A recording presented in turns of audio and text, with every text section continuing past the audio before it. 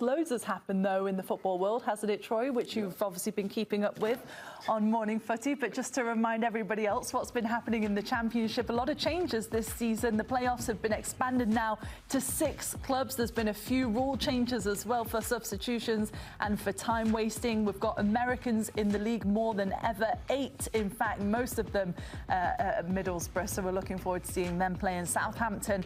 They start the season on a bit of a downer, the way they finished the last. Obviously, they were expelled from the Championship playoff final, which we know at Wembley. They've got a 4-point deduction to start this season after they breached the regulations in the EFL. But one thing that's kind of taken us maybe by surprise is the fact that Tonda Eckert is still the manager. How do you feel about that, Troy?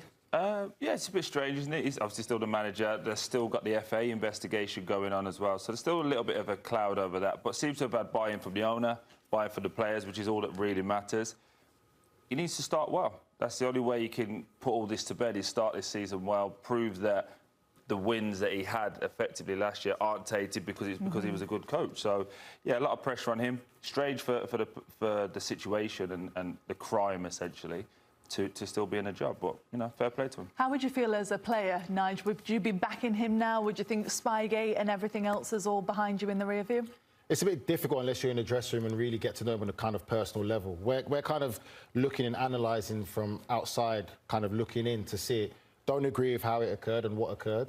For me, as a player, it depends on the message and how you got the players around it. But like Troy alluded to, when you look at the messaging coming from them outside to us, they're united. Some of these players are talking about playing now with a chip on the shoulder, not even talking about just making the playoffs. I think Flynn Downs from Southampton said, we're focused on winning the league. We're going to win the league. Now, that's a big statement before the season starts. We know how grueling the Championship is and how things change. It's the one league in world football where you could be 18th at one point and make it into a playoff spot. That's how unique this is. But to come out with such a strong statement with Wolves and West Ham in the league this year as well and say we're going to win the league, I have to say I do admire that. I admire that the players are so united with the manager, even with everything that's happened, that they're still backing him.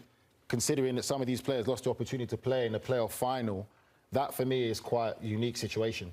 Listen, the scout didn't go behind the bush at the golf course and spy by himself. The manager sent him, or someone from the managers, because the managers know everything that's going on inside the club. So now, he cost a lot of people around that club, including the owners, including the players, so many people, an opportunity to play Premier League football, and we know the money that comes along with that, and more opportunity that comes along with that, right? How many teams see Sunderland go to Premier League all summer, boom, they're in Europe now, right?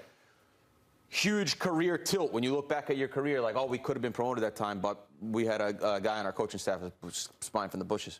Responsibility falls on the manager. So I agree with Troy that he has to have an unbelievable start, because obviously he's gone and apologized to the group, right? And they're trying to brush all this like under the carpet like it never happened, but it did happen. And so unless he has an awesome start, first 10 games, 8 wins, they're flying, right, with the -4 that they have to start with already, then okay, maybe this continues a little bit longer. But the second this team wobbles, which by the way, every team in the Championship wobbles at some point, second they wobble, all of a sudden it's going to be like finger pointing and see you later. It's so true. It's such a good point. The good news, I suppose, for them is, like you said, it's such a long season, isn't it? That 4 points, you feel like, okay, we've seen worse. We've seen... Yeah, 4 points is easy to overturn. You can do that in a week within the Championship, because normally it's three games in a week. But I do think to come out and say you're going to win the league is wild. Yeah. Because I understand we've had a good pre-season, you're feeling good, we've got a good You can be confident, but that is, for me, you've got Burnley, who came down. They're set for the Championship anyway. West Ham have got top players, international players. They're going to be there. You've got, who else? Wolverhampton Wanderers, who we're going to watch today, who I think are the favourites. And you're -4 going, we're going to catch them. I just think that messaging is like, it's false. It's not what you really believe. So we've got to put this positive spin out. We're going to try and do everything. And as soon as you get into it, as soon as you start to wobble, to Grella's point, you'll start to see how all that messaging changes. I know what you're saying, but again, that's coming from the player. Sorry, Poppy. That's coming from a player, not the manager as well, which is why I think it's a unique situation that these players are still so united together and supporting the manager. And the players are saying this. It's not the manager that's come out and said it or the coaching staff. It's a player in that dressing room saying that we're going to win the league. And I think that's like a big statement. Speaking of the players that are in the dressing room, Nigel, obviously you played for West Ham. It was a disappointing season in the Premier League, to say the least, wasn't it? They are the new kids on the block, along with Lincoln City, Cardiff, Bolton, Wolves, as we mentioned, alongside Burnley. How are the players feeling for West Ham? Are they motivated for this new season, or is it difficult to get over the emotions of being relegated? No, I think they'll be motivated. I think they're in a good spot. They've got good, talented players there. You know, we could go through some of the top talent there. I think Bowen is probably the one that sticks out for me. And then you've also got a manager who experienced promotion to the Premier League with a Wolverhampton Wanderers. So it's a manager that's very experienced in this league. They know what it takes. I think for me, they've got too much of a strong squad not to bounce back up. And there's pressure on them. Make no mistake, there's always pressure at West Ham when you're in the Championship. And the expectancy is to get back straight to the Premier League. I know it's different for West Ham because they're a big club and they do have the players that they have. But how'd the three teams that got relegated the last season go? Right, Southampton's still here. Leicester went down another league, and we've seen this happen in English football a lot. And only one team got promoted back up. And a lot of teams come down and think, yeah, we'll do this and that. Here's the team sheet. I get it all, but it's important to have a fast start and a good start, and it's important that the mentality is right. Because if the mentality is not right, you struggle in this league big time. We saw it with Luton, even 100%. Another example, which is scary to think, isn't it? Yeah. And also, there's one big problem for West Ham as well, is some of their players are still in the market. The transfer window's still open. Yeah. So they could still lose players and have to try and replenish late in the window, so it's difficult. So, Grell, should we have a look at yours? Who have you got going up from each division? Yeah, we'll have a look at mine first. I have Middlesbrough in the Championship going up. I thought they were hard done by last season. They did show a little bit of softness at the end where they were given so many opportunities to go back up. And obviously, they got the American boys are there. They looked good the other day. This is heart overhead, right? Against Wrexham. They looked good, to be fair. And they play a good brand of football. Obviously, there's the same manager as well. Luton Town in League One, I think it's a really well-run club. I'm surprised the slide that they had, so I expect them to do much better this year. And then Grimsby Town, obviously, had the famous result against Manchester United last season. And I just like that it's in there. It's in there to play high-quality football. So if they can access that a little bit more consistently week after week, I don't see why they can't get promoted. I think that was still one of my favourite games we've ever covered together, the Manchester United Grimsby one. It was so good, wasn't it? Nigel, what about you? Who are you going for? For me, I went with West Ham to get promoted from the Championship. I think they're a very strong squad, experienced manager, been there, done that.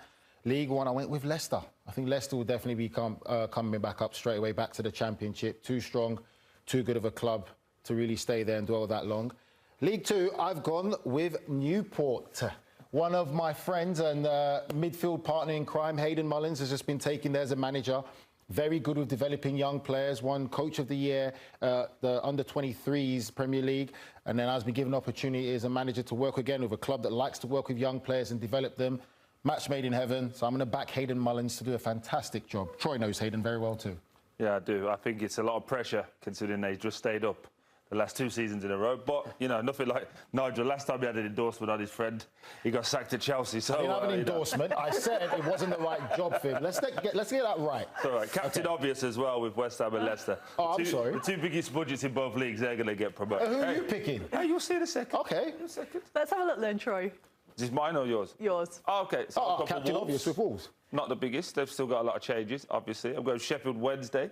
Obviously, all the problems that they had, new ownership, full new restructure. And I'm going to go for Rochdale. I like what they're about in League Two as well. So, yeah, that's where I'm going. Is that OK? Isn't Wolves Captain Obvious as well now? Really? No, still got a lot of changes. Obviously, got relegated, sacked their manager in the summer as well. A lot of turnover, a lot of change. You know, or you could go for West Ham, who've still got the England international up front. To be fair, bookies' odds have West Ham 1, Wolves 2. So. Yeah.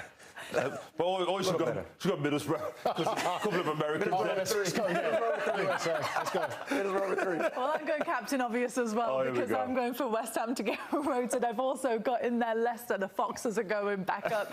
But I have got Grimsby, so I've got a bit of a mix of you everybody's. honestly have just copied these two, haven't you? Honestly. I actually You've had a stinker first all day, so you thought, just copy these two and give me that. Hey, at least I knew which team was in which league. Just kidding. OK, so Leicester, I think, are going up and, Grimsby to win League Two. What about relegation then, Grella, our expert? Let's have a look. Oh. Do we know who you're going for? We don't know. We're just going to do a prediction. No, prediction. What I would like to say... I'll be sending to an imaginary graphic. It's our second day back. Are you OK? Yes. I'm great, thanks. I'm so happy to be back. This is not going to be a surprise here. I think Charlton will probably be in trouble because they started last season with very, very good defensively. Didn't concede a lot of goals. They had Kelman up top that they thought, obviously he's got an American passport. They thought that he was giving them some goals. He was really good in League One for them. But it's not going to be enough, I think, this season. So they were nearly perfect. And this season, I think better teams are in the league as well. So they're going to be down at the bottom. It'll be a battle for them until the end. Not a bad shout, Grella. I'm going to go with Blackburn. I think for me, I'm really worried with Blackburn. They've been flirting along that relegation zone for a couple of years now. Haven't really recruited a lot of players. Tony Mowbray is a very good manager, great manager, but working with very little. And I think for me, a club like Blackburn, historically, you know, won the Premier League with the top goal scorer in English football in the Premier League history of Alan Shearer. And now you look at where they are right now and how they've been flirting. It's just not been such a well-run club for a long period of time. And I think this is the time now where they get the kiss of death. We'll get to see today how they start. What about you, Troy? I'm a little bit worried for one of my old clubs in Watford. I am really worried. They're selling players left, right, and centre. Start of the season with only 2 centre-backs. That's a worry. They've got 4 goalkeepers, but 2 centre-backs, so that's a good sign. No real definitive striker. Mikel Antonio is there as well, training at the moment, so it looks like he's going to come in, but he's out of that terrible car accident. He hasn't played in properly in about a year, so it just worries me where they're at. I think sometimes when you've been at a place and then you keep thinking, right, we can just get away with it, more players coming in for Mood today, it just doesn't feel like they're in a right position to start this season. And guess what? They've got another manager, so... Well, predict the unpredictable. Scan the QR code to play Fantasy EFL, where you can select and manage your team throughout the season, whether you're in a public or private league with friends, family, or other people. You can have the chance to win the season tickets at the end of the season, more prizes and so much more. Here's what the players had to say to potentially sway you with their picks. Now, fantasy football is quite a big thing. Is there anyone in the team that should they pick yourself? Of course, I'm going to say myself. But yeah, I thought anybody in the Derby team, you know, is going to get you a lot of points. I think Hannibal would be good, you know, with the assists and goals. I think he's going to come up with a lot this season, be a lot in, you know, in the set plays and stuff like that. So I'd say Hannibal would be up there for me. I'd say Sober Thomas. I think he was unreal all season, and he's looking really good at pre-season as well. So yeah, I think Sober. Sam Smith, Kiefer Moore, Nathan Broadhead, them 3. Goals, assists, a lot of talent. What about yourself? Yeah, that's for them to decide, but I'd assume a lot of people should have me in. Okay, so that's what they had to say. Of course, they're going to convince you and try and put you on their team. Our team, though, we've done collectively, haven't we? Should we have a look at it? Troy, what was your responsibility for our team? I had 1 striker in Adam Armstrong and a midfielder in Callum O'Hare. They were the 2 that I chose. I would have changed if I knew Nigel had gone for Peck, because I want 2 for the same team. So, yeah, it's all good. I'm happy with it. It's good minds, though. We know what we're going to get with Sheffield United. You know, we know what they're going to do. They're going to be a sneaky team that definitely will make the playoffs. Minimum Sheffield United. I was looking at Pat Bamford, obviously family member of yours, but I can't trust his ankles to stay fit. So... we had to go with Adam Armstrong instead. Well, I hope he proves you wrong. I hope so as well. Grell, lovely guy. Which one did you pick? I picked Vitpornik in the front there as well. 23 goals last season. He's only 23 years old. He's a really talented player. Swansea have a lot of the ball. They play good stuff. And then obviously Juve in the back there. He's played a lot of minutes for West Ham, and he's an exciting talent. Still young, so I think he's going to give a lot this season. So those are my 2 picks. And I had the responsibility of picking our 2 teams for the season. So I went with 1 for Nigel Reo-Coker with his form at Hammers, and the other one for Grell with the Americans in Middlesbrough. So there are teams to watch